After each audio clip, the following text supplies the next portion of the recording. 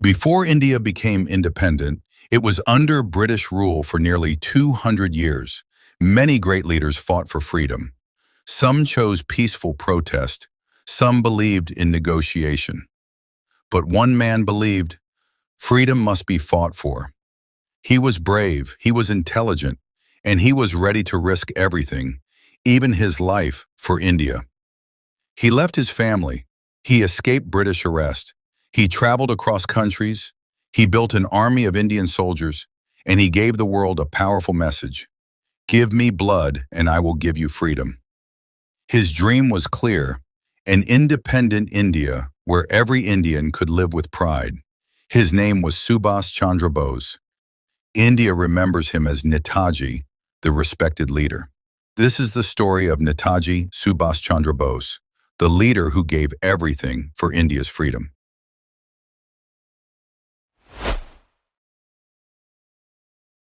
Subhas Chandra Bose was born on January 23, 1897, in Cuttack, Odisha. His father, Janakinath Bose, was a prominent lawyer. His mother, Prabhavati Devi, was deeply religious. Subhas was the ninth child among 14 siblings. He was serious, disciplined, and deeply thoughtful from a young age. He began school at Protestant European School, Stuart School in Cuttack. Later, he joined Ravenshaw Collegiate School, where he started reading Indian philosophy and was inspired by Swami Vivekananda. One day, after seeing a British officer mistreat an Indian worker, young Subhas asked, "Why are we treated like this in our own country?" That moment stayed with him forever.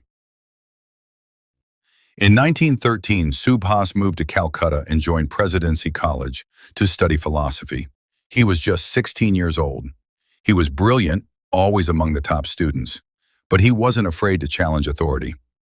In 1916, when a British professor, E.F. Oaten, insulted Indian students, Subhas couldn't tolerate it. He led a protest and was expelled from the college. But he didn't give up. He joined Scottish Church College and in 1919 graduated with first-class honors in philosophy. His family hoped he'd join the British civil service, like many elite Indians. So to please his father, Subhas agreed. But his soul was restless.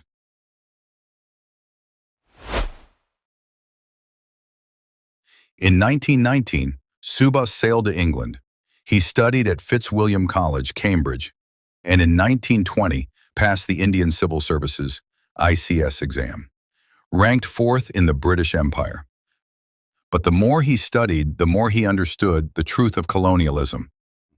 During those years, he read news that shook his soul, the Jallianwala Bagh massacre. On April 13, 1919, in Amritsar, thousands of Indians had gathered peacefully to protest the Rowlatt Act and demand political reforms. Many were also there for a religious festival. British Brigadier General Reginald Dyer entered the garden with armed troops. Without warning, without mercy, he ordered them to open fire on the crowd. The only exit was blocked. The garden was enclosed by walls. The shooting lasted about 10 minutes. Over 1,000 people were killed, and more than 1,500 injured in the Jallianwala Bagh massacre. Subhas was devastated. He sat alone in the college courtyard, thinking deeply, and one thought echoed in his mind. My soul is on fire. How can I serve such a government? He thought again. How can I wear their uniform when their bullets kill my people? On April 22, 1921, just before joining duty, Subhas resigned from the ICS. I will fight for India's freedom, not serve the rulers who enslaved my country. It was a bold decision, a turning point, the birth of a revolutionary.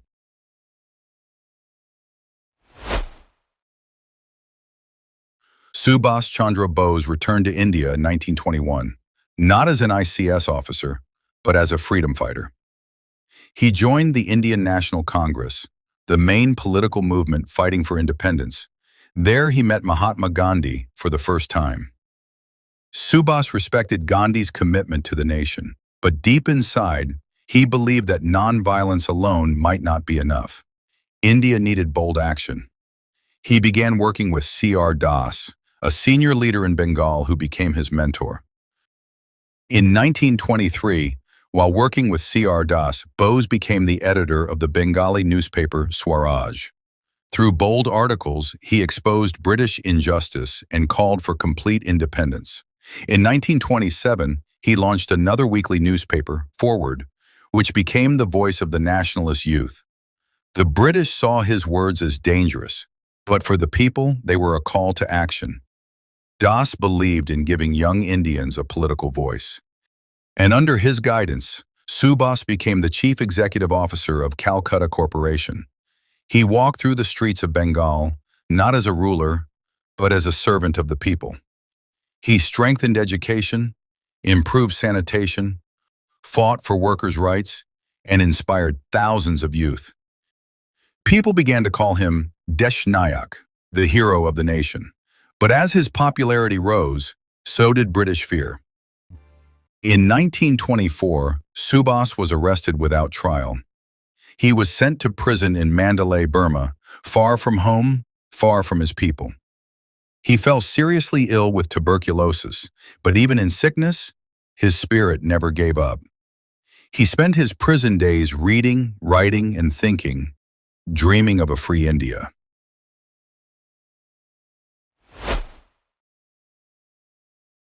Between 1921 and 1941, Subhas Chandra Bose was jailed 11 times for his speeches, his writings, and his fearless protests. He had supported the non-cooperation movement led by Gandhi. But over time, he began to feel that peaceful protest alone would not be enough. We must prepare not just to resist, but to overthrow British rule. In 1938, Subhas was elected president of the Indian National Congress.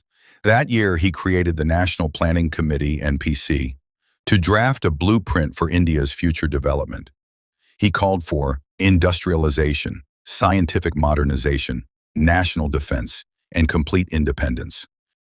But these ideas stood in contrast to Gandhi's vision, which focused on a village-based economy and non-violence. The two leaders respected each other deeply, but their paths were no longer the same. In 1939, Subhas ran for re-election and defeated Gandhiji's preferred candidate, Pattabhi Sitaramaiah. After the results, Gandhi said, "Pattabhi's defeat is my defeat." Many senior leaders resigned from the working committee. The party was divided. Subhas was heartbroken. He had never wanted to divide the movement. So, out of deep respect, he resigned from the presidency. But he did not step back from the fight.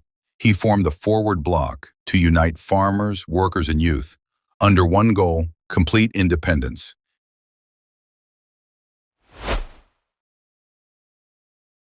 By 1940, the world was at war, and India was still under British rule.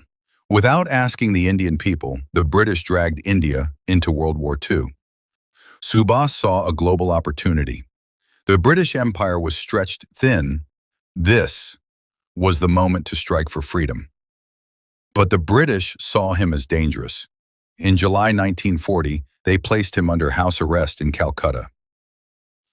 But on the night of January 16, 1941, Subhas Chandra Bose escaped, disguised as Mohammad Ziauddin, a Pathan insurance agent. He wore a long coat, glasses, and a thick beard. His nephew, Sisir Bose, drove him out of the city in the dark of night. They traveled over 1,500 kilometers to Peshawar, risking arrest at every checkpoint. With the help of Indian revolutionaries, Subhas crossed into Afghanistan, reached Moscow, and finally arrived in Berlin, Germany in April 1941. He had escaped the empire, and now he planned to challenge it from the outside. In Berlin, Bose established the Free India Center and began Azad Hind Radio, broadcasting messages to Indians across Asia, Africa, and Europe. He formed the Free India Legion, a special army of around 3,000 Indian soldiers who had been captured by the Germans during World War II in North Africa. He even met Adolf Hitler in May 1942, but the Germans gave little support beyond symbolic help. Realizing Germany could not help India directly, Bose prepared for a journey to the east, to Japan where a real army was waiting.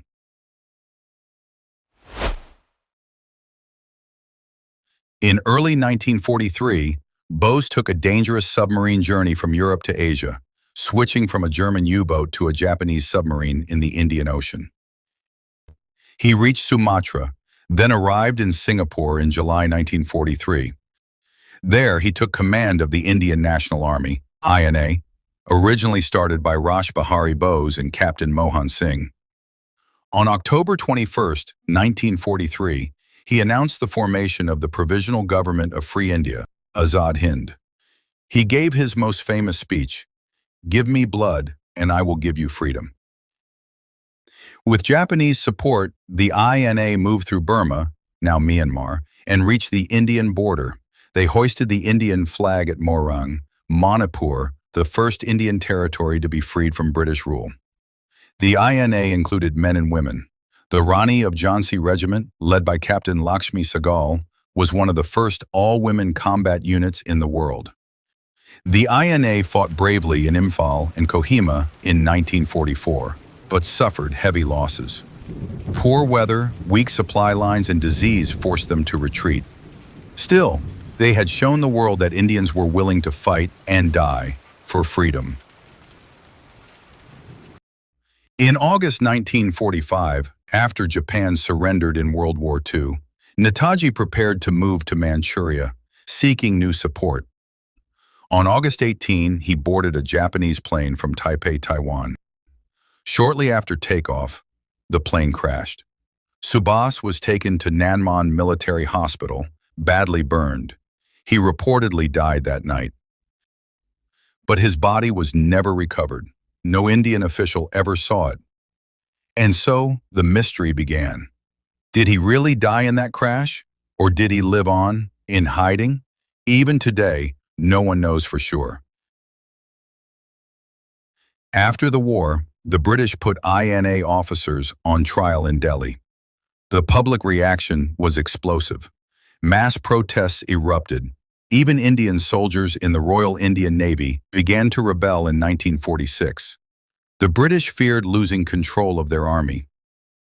After years of struggle and the sacrifices of countless freedom fighters, India finally became free on August 15, 1947.